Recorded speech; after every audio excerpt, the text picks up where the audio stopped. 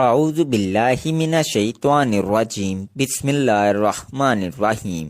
اس سورت کو اپنی زندگی کا حصہ بنا لو۔ نبی کریم صلی اللہ علیہ وآلہ وسلم سب سے زیادہ اس سورت کی تلاوت کیا کرتے تھے۔ افسوس ہے لوگ یہ سورت نہیں پڑھتے۔ محترم ناظرین، یہ سورت پڑھنے سے انسان کو کہیں روحانی اور کئی دنیاوی فوائد ملتے ہیں۔ قرآن اور حدیث میں واضح طور پر ذکر کیے گئے ہیں۔ تسبیحات اور قرآن پاک یعنی اللہ کا ذکر ایک اہم عبادت ہے جو انسان کو اللہ کے قریب لے آتی ہے اور اس کے دل میں سکون، اطمینان اور روحانی سکون پیدا کرتی ہے۔ اللہ تعالیٰ قرآن پاک میں فرماتا ہے، سن لو اللہ کے ذکر سے دلوں کو سکون ملتا ہے۔ تو قرآن مجید پڑھنا انسان کے دل کو سکون اور اطمینان دیتا ہے۔ جب انسان اللہ کے ذکر میں مشغول ہوتا ہے تو وہ دنیاوی پریشانیوں سے دور ہو کر اللہ کی طرف متوجہ ہوتا ہے، جس سے دل میں سکون آتا ہے۔ جو لوگ اللہ کا ذکر کرتے ہیں یعنی تسبیح پڑھتے ہیں تو اللہ ان کے گناہوں کو معاف کر دیتا ہے۔ اللہ تعالیٰ فرماتے ہیں، میرے بندے تو میرا ذکر کر، میں تیرا ذکر کروں گا۔ تسبیح پڑھنے سے اللہ سے مانگی گئی دعائیں قبول ہوتی ہیں۔ حضرت ابو ہریرہ رضی اللہ عنہ سے مروی ہے کہ جو شخص اللہ کا ذکر کرتا ہے یعنی تسبیح پڑھتا ہے تو اللہ اس کی دعائیں قبول کرتا ہے اور اسے مشکلات سے نجات دیتا ہے۔ اللہ کے ذکر سے انسان کی دعائیں قبول ہوتی ہیں اور وہ اپنی مشکلات سے نکلنے میں کامیاب ہو جاتا ہے۔ قرآن مجید پڑھنے سے انسان کی زندگی میں برکت آتی ہے۔ جو شخص صبح شام اللہ کا ذکر کرتا ہے اس کی روزی میں برکت ہوتی ہے۔ تو تسبیح انسان کی روزمرہ زندگی میں برکت، کامیابی اور سکون لے کر آتی ہے۔ یہ عمل دنیا اور آخرت میں بھی کامیابی کا سبب بنتا ہے۔ تو ناظرین، تسبیح پڑھنے سے اللہ کی مدد اور حفاظت میں ملتی ہے۔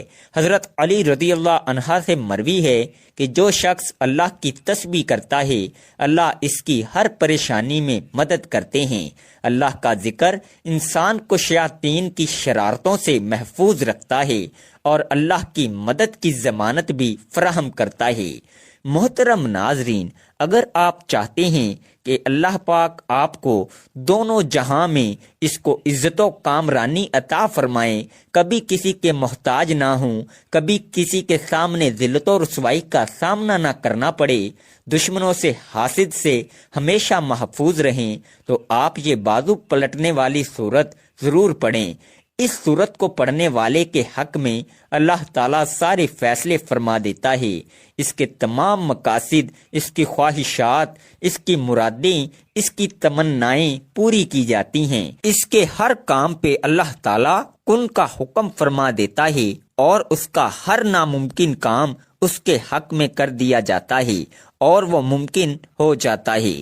اس صورت سے انشاءاللہ دونوں جہاں میں عزت و کامرانی آپ کا مقدر بن جائے گی، کامیابی آپ کے قدم چومے گی۔ انسان جب کبھی اپنی زندگی کے مقصد کو سمجھنے کی کوشش کرتا ہے تو اسے اس حوالے سے مختلف قسم کے آراء سننے کو ملتی ہیں۔ اللہ تبارک و تعالیٰ نے قرآن مجید میں اس حوالے سے بہت ہی واضح اور خوبصورت باتیں ارشاد فرمائی ہیں۔ اللہ تبارک و تعالیٰ سورہ انبیاء کی آیت 16-17 میں ارشاد فرماتے ہیں، اور نہیں ہم نے پیدا کیا آسمان اور زمین کو اور جو کچھ ان دونوں کے درمیان ہے کھیلتے ہوئے، یعنی بے مقصد پیدا نہیں کیا۔ اگر ہم چاہتے کہ ہم بنائیں کوئی کھیل تماشا تو یقیناً ہم بنا لیتے اسے اپنے پاس سے اگر ہم ہوتے ایسا کرنے والے۔ اسی طرح اللہ تبارک و تعالیٰ سورہ مومنون کی آیات 115 تا 117 میں ارشاد فرماتے ہیں، تو کیا تم نے سمجھ لیا کہ بے شک ہم نے پیدا کیا تمہیں بے مقصد، اور یہ کہ بے شک ہماری طرف تم نہیں لوٹائے جاؤ گے۔ پس بہت بلند ہے اللہ جو حقیقی بادشاہ ہے، نہیں ہے کوئی معبود مگر وہی رب ہے عزت والے عرش کا۔ اور جو پکارے اللہ کے ساتھ کسی دوسرے معبود کو، نہیں کوئی دلیل اس کے پاس اس کی تو بے شک اس کا حساب اس کے رب کے پاس ہے۔ بلا شبہ یہ حقیقت ہے کہ کافر لوگ کبھی فلاح نہیں پائیں گے۔ سورہ زاریات کی آیت نمبر 56 میں اللہ تبارک و تعالی نے انسان اور جنوں کی تخلیق کے مقصد کو نہایت احسن انداز میں واضح فرما دیا۔ اللہ تبارک و تعالی ارشاد فرماتے ہیں، اور میں نے نہیں پیدا کیا جنوں اور انسانوں کو مگر اس لیے کہ وہ میری عبادت کریں۔ مذکورہ بالا تمام آیات پر غور و فکر اور تدبر کرنے کے بعد یہ بات سمجھ آتی ہے کہ تخلیق کے انسانیت کا مقصد در حقیقت اللہ تبارک و تعالیٰ کی معرفت حاصل کرنا اور اس کی بندگی و عبادت کو بجا لانا ہے۔ ان عبادات کو بجا لانے کے مختلف طریقے کتاب و سنت میں مذکورہ ہیں، جن میں ایک انتہائی خوبصورت اور آسان طریقہ اللہ تبارک و تعالیٰ کا مسلسل ذکر کرنا ہے۔ کتاب و سنت کے مطالعہ سے یہ بات معلوم ہوتی ہے کہ اللہ تبارک و تعالیٰ نے مخلوقات سے جملہ عبادات کے اہتمام کا اعتدال سے تقاضا کیا ہے، مگر جب ہم ذکر الہی پر غور کرتے ہیں تو یہ بات معلوم ہوتی ہے کہ ذکر الہی کو ہمیشہ کثرت سے بجا لانے کی تلقین کی گئی ہے۔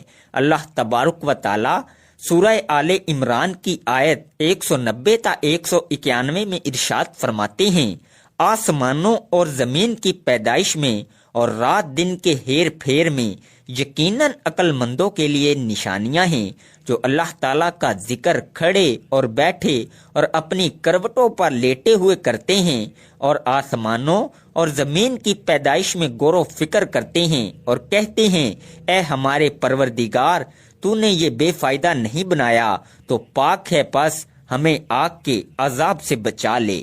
ان آیات مبارکہ پر غور و فکر کرنے کے بعد یہ بات معلوم ہوتی ہے کہ اللہ تبارک و تعالیٰ نے ان لوگوں کو عقل مند قرار دیا ہے جو زمین و آسمان کی تخلیق پر غور کرتے، پروردگار عالم کی تخلیق کی وسعت کو دیکھ کر اس کی کبریائی کو پہچانتے اور اس کے بعد کثرت سے اللہ تبارک و تعالیٰ کا ذکر کرتے اور آگ کے عذاب سے پناہ مانگتے ہیں۔ اللہ تبارک و تعالیٰ نے سورہ الاحزاب کی آیت نمبر 41 میں ارشاد فرمایا، اے ایمان والو، اللہ تبارک و تعالیٰ کا ذکر بہت زیادہ کرو۔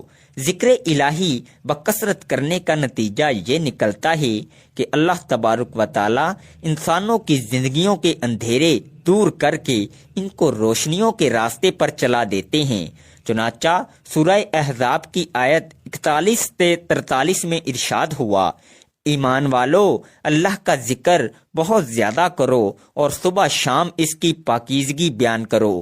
وہی ہے جو تم پر اپنی رحمتیں بھیجتا ہے اور اس کے فرشتے تمہارے لیے دعائے رحمت کرتے ہیں تاکہ وہ تمہیں اندھیروں سے اجالے کی طرف لے جائے، اور اللہ تعالیٰ مومنوں پر بہت ہی مہربان ہے۔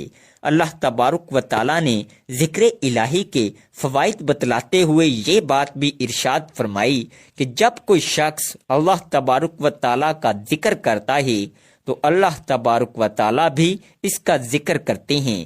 چنانچہ اللہ تبارک و تعالیٰ سورہ بقرہ کی آیت نمبر 152 میں ارشاد فرماتے ہیں، تم میرا ذکر کرو، میں بھی تمہیں یاد کروں گا، میری شکر گزاری کرو اور ناشکری سے بچو۔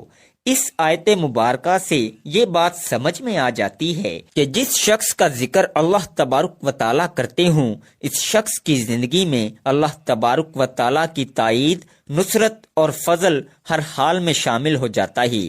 چنانچہ ہمیں کثرت سے اللہ تبارک و تعالیٰ کا ذکر کرنا چاہیے۔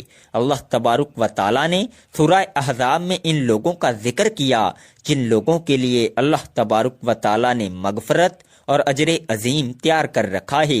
اللہ تبارک و تعالیٰ سورہ احزاب کی آیت نمبر 35 میں ارشاد فرماتے ہیں، بے شک مسلمان مرد اور مسلمان عورتیں، مومن مرد اور مومن عورتیں، فرما برداری کرنے والے مرد اور فرما بردار عورتیں، راست باز مرد اور راست باز عورتیں، صبر کرنے والے مرد اور صبر کرنے والی عورتیں، عاجزی کرنے والے مرد اور عاجزی کرنے والی عورتیں، خیرات کرنے والے مرد اور خیرات کرنے والی عورتیں، روزے رکھنے والے مرد اور روزے رکھنے والی عورتیں، کثرت سے اللہ کا ذکر کرنے والے اور ذکر کرنے والیاں، ان سب کے لیے اللہ تعالیٰ نے وسیع مغفرت اور بڑا ثواب تیار کر رکھا ہے۔ اس آیات مبارکہ سے یہ بات معلوم ہو جاتی ہے کہ جو لوگ جن کے لیے اللہ تبارک و تعالیٰ نے وسیع مغفرت اور بڑا ثواب تیار کر رکھا ہے، ان لوگوں میں بکثرت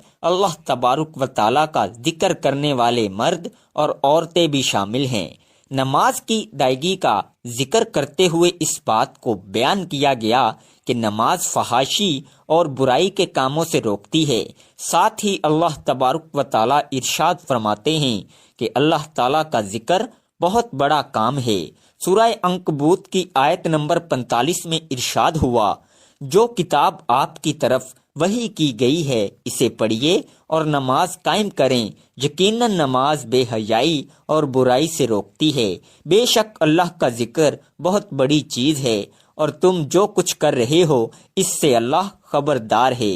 اس آیت مبارکہ پر تدبر کرنے سے یہ بات معلوم ہوتی ہے کہ اللہ تبارک و تعالیٰ کا ذکر کرنے کے نتیجے میں انسان کو جو فوائد حاصل ہوتے ہیں وہ فحاشی اور منکرات کے اجتناب سے کہیں بڑھ کر ہیں۔ چنانچہ ہر مومن و مسلمان کو بکثرت اللہ تبارک و تعالیٰ کا ذکر کرنا چاہیے۔ ذکر الہی انوار کی کنجی ہے، بصیرت کا آغاز ہے اور جمال فطرت کا اقرار ہے۔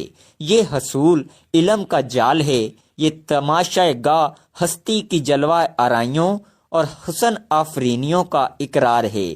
ذاکر کے ذکر میں، زاہد کے فکر میں خالق آفاق کی جھلک نظر آتی ہے۔ ذکر الہی دراصل خالق حقیقی سے رابطے کی ایک شکل ہے۔ سورہ عنکبوت کی آیت 45 میں ارشاد ربانی ہے، اور یقین کرو کہ اللہ کا ذکر ہر چیز سے بزرگ تر ہے۔ اللہ کے ذکر میں نماز، تلاوت قرآن حکیم، دعا اور استغفار سب شامل ہیں۔ بقول حافظ ابن القیم، ذکر اللہ کی بڑی عظمت، اہمیت اور برکات ہیں۔ ذکر اللہ سے اللہ کا قرب نصیب ہوتا ہے اور انسان کی روحانی ترقی ہوتی ہے۔ ذکر اللہ سے قلوب منور ہو جاتے ہیں۔ ذکر اللہ ہی وہ راستہ اور دروازہ ہے جس کے ذریعے ایک بندہ بارگاہ الہی تک پہنچ سکتا ہے۔ حضرت ابو ہریرہ رضی اللہ عنہ اور حضرت ابو سعید خدری رضی اللہ عنہ سے روایت ہے کہ رسول اللہ صلی اللہ علیہ وآلہ وسلم نے فرمایا، جب بھی اور جہاں بھی کچھ بندگان خدا اللہ کا ذکر کرتے ہیں تو لازمی طور پر فرشتے ہر طرف سے ان کے گرد جمع ہو جاتے ہیں اور ان کو گھیر لیتے ہیں، اور رحمت الہی ان پر چھا جاتی ہے اور ان کو اپنے سایہ میں لے لیتی ہے، اور ان پر سکینہ کی کیفیت نازل ہوتی ہے، اور اللہ اپنے مقربین فرشتوں میں ان کا ذکر کرتے ہیں۔ بخاری شریف میں بحوالہ حضرت ابو ہریرہ رضی اللہ عنہ درج ہے کہ رسول اللہ صلی اللہ علیہ وآلہ وسلم نے فرمایا، اللہ تعالیٰ کا ارشاد ہے کہ جس وقت بندہ میرا ذکر کرتا ہے اور میری یاد میں اس کے ہونٹ حرکت کرتے ہیں تو اس وقت میں اپنے اس بندہ کے ساتھ ہوتا ہوں۔ اللہ تعالیٰ نے ارشاد فرمایا، بے شک اللہ کا ذکر بہت بڑی چیز ہے۔ ابو ہریرہ رضی اللہ عنہ سے روایت ہے کہ نبی کریم صلی اللہ علیہ وآلہ وسلم نے فرمایا، اللہ تعالیٰ فرماتا ہے کہ میں اپنے بندے کے یعنی میرا بندہ میرے بارے میں جیسا گمان رکھتا ہے میں اس کے ساتھ ویسا ہی کرتا ہوں، گمان کے ساتھ ہوں، اور جب بھی وہ مجھے یاد کرتا ہے تو میں اس کے ساتھ ہوتا ہوں۔ بس جب وہ مجھے اپنے دل میں یاد کرتا ہے تو میں بھی اسے اپنے دل میں یاد کرتا ہوں، اور جب وہ مجھے مجلس میں یاد کرتا ہے تو میں اسے اس سے بہتر فرشتوں کی مجلس میں یاد کرتا ہوں۔ اگر وہ میرے پاس ایک بالشت آتا ہے تو میں اس کے پاس ایک ہاتھ آتا ہوں، اگر وہ ایک ہاتھ میرے پاس آتا ہے تو میں اس کے پاس ایک گز آتا ہوں، اگر وہ میرے پاس چل کر آتا ہے تو میں اس کے پاس دوڑ کر آتا ہوں۔ حضرت ابو الدرداء رضی اللہ عنہ سے روایت ہے کہ رسول اللہ صلی اللہ علیہ وآلہ وسلم نے فرمایا، کیا میں تم کو وہ عمل بتاؤں جو تمہارے سارے اعمال میں بہتر اور تمہارے مالک کی نگاہ میں پاکیزہ تر ہے اور تمہارے درجوں کو دوسرے تمام اعمال سے زیادہ بلند کرنے والا ہے، اور اللہ کی راہ میں سونا اور چاندی خرچ کرنے سے بھی زیادہ اس میں خیر ہے، اور اس سے جہاد سے بھی زیادہ تمہارے لیے اس میں خیر ہے، جس میں تم اپنے دشمنوں اور خدا کے دشمنوں کو موت کے گھاٹ اتارو اور وہ تمہیں ذبح کریں اور شہید کریں۔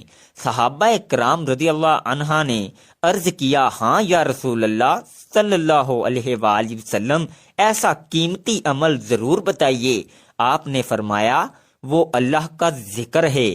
ابن ماجہ میں لکھا ہے کہ حضرت ربیعہ بن کعب اسلمہ رضی اللہ عنہ رات کو آپ کے آستانہ اقدس پر پہرا دیتے تھے۔ ابن ماجہ میں لکھا ہے کہ حضرت ربیعہ بن کعب اسلمہ رات کو آپ کے آستانہ اقدس پر پہرا دیتے تھے۔ وہ بیان کرتے ہیں کہ آپ کی تسبیح اور تحلیل کی آواز سنتے ہی سنتے میں تھک جاتا تھا اور مجھے نیند آ جاتی تھی۔ بقول علامہ شبل نعمانی رحمت اللہ علیہ، اٹھتے بیٹھتے چلتے پھرتے کھاتے پیتے سوتے جاگتے وضو کرتے نئے کپڑے پہنتے سوار ہوتے سفر میں جاتے واپس آتے گھر میں داخل ہوتے مسجد میں قدم رکھتے غرض ہر حالت میں دل و جان ذکر الہی میں مصروف رہتے۔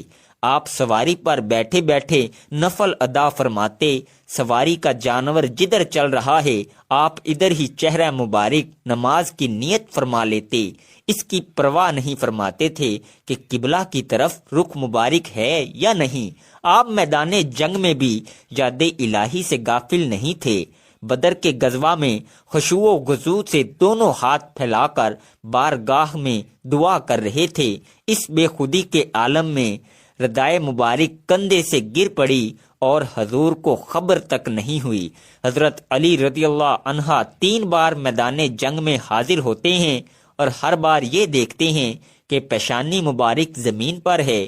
دور حاضر میں بے سکونی کی کیفیت ذکر الہی سے بہتر بنائی جا سکتی ہے۔ اللہ تعالی ہمیں ذکر و اذکار میں مشغول رہنے کی توفیق عطا فرمائے، آمین۔ ناظرین، اب ہم جان لیتے ہیں کہ آپ نے کیا وظیفہ پڑھنا ہے، کیسے پڑھنا ہے۔ تو ناظرین، جو بندہ قرآن مجید پڑھتا ہے اپنے کسی بھی مقصد کے لیے، کسی بھی حاجت کے لیے، کسی بھی مشکل یا پریشانی سے نکلنے کے لیے، خاص طور پر اپنے حق میں فیصلے کے لیے، تو اللہ کی فوری مدد عرش سے آن پہنچتی ہے اور فیصلہ اس کے حق میں ہو جاتا ہے۔ اس کے راستے سے ہر رکاوٹ فوراً دور ہو جاتی ہے۔ یہ تسبیح بازی پلٹ دیتی ہے، یعنی ہر ناممکن کام کو ممکن کر دیتی ہے۔ اس تسبیح کو کسی بھی حاجت کے لیے 101 بار اول و آخر درود پاک پڑھ کر لازمی پڑھیے۔ خاص طور پر اس تسبیح کو فجر یا عصر کی نماز کے بعد پڑھیں۔ کسی بھی نماز کے بعد آپ پڑھ سکتے ہیں، لیکن کوئی بھی نماز پڑھنے کے بعد آپ نے سب سے پہلے درود پاک پڑھنا ہے۔ ایک بار ثواب کے لیے میرے ساتھ بھی پڑھ لیں۔ اللہم صلی علی محمد وعلی آل محمد کما صلیت علی ابراہیم وعلی آل ابراہیم انک حمید مجید۔ اللہم بارک علی محمد وعلی آل محمد کما بارکت علی ابراہیم وعلی آل ابراہیم انک حمید مجید۔ درود پاک پڑھنے کے بعد آپ نے سب سے پہلے اپنے خاص مقصد کی نیت کرنی ہے، اور جب آپ نیت کر لیں تو فوری طور پر آپ نے اعوذ باللہ من الشیطان الرجیم اور بسم اللہ الرحمن الرحیم پڑھ کر وظیفے کا آغاز کرنا ہے، اور اللہ تعالیٰ کے ناموں کی تسبیح شروع کر دینی ہے۔ اور اللہ تعالیٰ کے یہ 3 نام، یا اللہ، یا رحمانو یا رحیمو ان کا ورد شروع کر دینا ہے اور ان 3 ناموں کو 101 مرتبہ پڑھنا ہے۔ اور جو صورت ہمارے پیارے نبی صلی اللہ علیہ وآلہ وسلم نے بتلائی ہے وہ صورت ہے سورہ کہف۔ اس کی ہر جمعے تلاوت کیا کرو، اگر ہو سکے تو روزانہ عصر کی نماز کے بعد اس کی تلاوت کیا کرو۔ حضرت علی رضی اللہ عنہ سے مروی ہے کہ اگر تم پریشان ہو تو اللہ کے نام کا ذکر کثرت سے اللہ کا ذکر کرو یا تسبیح کرو تو اللہ تعالیٰ اس کی مشکلات آسان کر دیتا ہے۔ اس کے لیے یا اللہ یا رحمانو یا رحیمو کا ذکر پڑھتے رہیں۔ اللہ تعالیٰ کے یہ تینوں ناموں کا ذکر اور سورہ کہف کی تلاوت کرنے کے بعد آپ نے استغفار لازمی کرنا ہے، کیونکہ استغفار کا پڑھنا انسان کو اللہ کی قربت ملاتا ہے، اور کہا جاتا ہے کہ اللہ اپنی مدد سے اپنے بندے کی پریشانیوں کو دور کرتے ہیں۔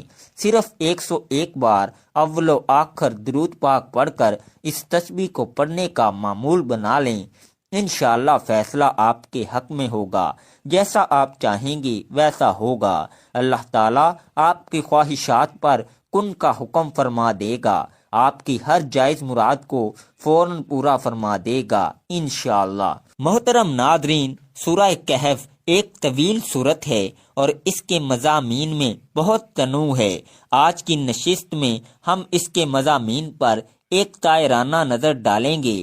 انشاءاللہ نبی اکرم صلی اللہ علیہ وآلہ وسلم کی احادیث میں اس سورت کی بہت فضیلت بیان کی گئی ہے۔ کئی احادیث ہیں جن میں دجال سے بچاؤ کے لیے سورہ کہف کی تلاوت کی ترکیب دی گئی ہے، بالخصوص جمعہ کے دن۔ ان میں پہلی 10 آیات کا بھی ذکر ہے، آخری 10 آیات کا بھی اور پوری سورت کا بھی۔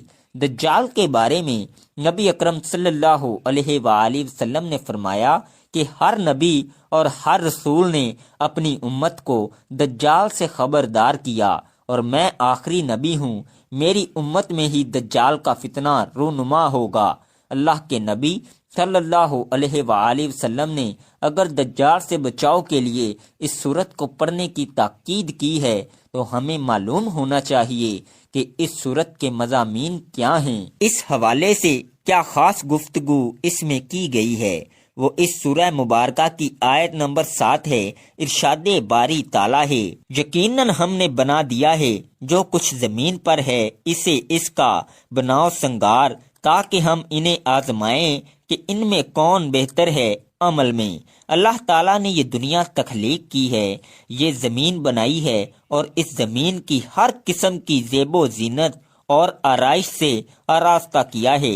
اس زیب و زینت سے اللہ تعالیٰ کا مقصد یہ ہے کہ ہم آزمائیں، پرکھیں کہ ان میں سے کون ہے جو نیک اعمال کرتا ہے۔ دنیا کی زیب و زینت اس صورت کا عمود ہے جس کے گرد یہ پوری صورت گھومتی ہے۔ باقی اس کے پہلے اور آخری رکوع میں پوری صورت کا خلاصہ آ گیا ہے۔ اس کے ساتھ 4 قصے بھی اس سورہ مبارکہ میں بیان کیے گئے ہیں جو اسی عمود کے گرد گھومتے ہیں۔ اللہ تعالیٰ کسی کو دے کر آزماتا ہے اور کسی سے لے کر آزماتا ہے۔ کسی پر کوئی تکلیف آتی ہے تب آزماتا ہے، کسی کو اللہ تعالیٰ فراوانی دے کر آزماتا ہے۔ میری اللہ تعالیٰ سے دعا ہے کہ اللہ تعالیٰ میرا سنانا اور آپ کا سننا اپنی بارگاہ الہی میں قبول و منظور فرمائے، آمین ثم آمین۔ ناظرین، اللہ تعالیٰ کے 99 ناموں میں سے کوئی ایک نام ضرور لکھیں۔ اللہ تعالیٰ ہم سب کا حامی و ناصر ہو، آمین۔ جزاک اللہ۔